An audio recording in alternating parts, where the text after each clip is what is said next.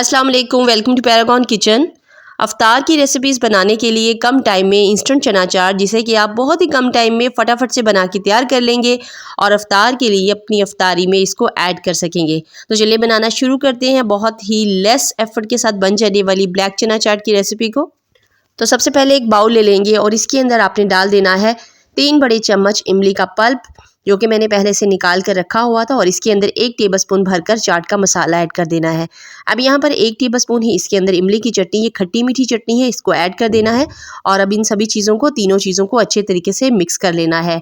Mix करने के बाद ऑलरेडी बॉईल करके रखे थे मैंने चने, तो ये आपने इसके अंदर शामिल कर देने हैं 1.5 कटोरी भरकर।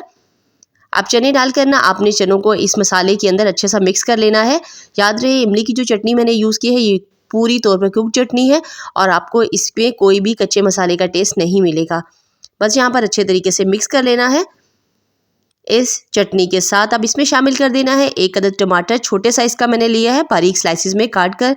साथ ही में प्याज भी आधा अपने इसमें शामिल कर देना है और उसको अच्छे तरीके से पहले पानी में धो लेना है ताकि उसकी कड़वाहट जो है वो ख़त्म हो जाए।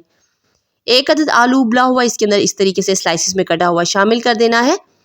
अब यहाँ पर इन चीज़ों को डाल करना है, इसके ऊपर आपने शामिल कर देना है 1 टेबलस्पून मज़ीद भरकर चाट का मसाला, इस तरीके से छिड़कते हुए 2 लेमन का जूस इसके अंदर शामिल कर देना है और फिर इन चीज़ों को एक बार फिर से मिला लेना है।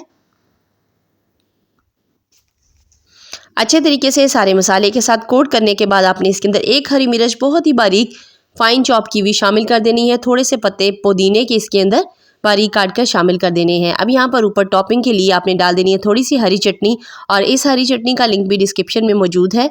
तो ये बहुत ही टेस्टी और एकदम नया फ्लेवर देगी चना चाट को।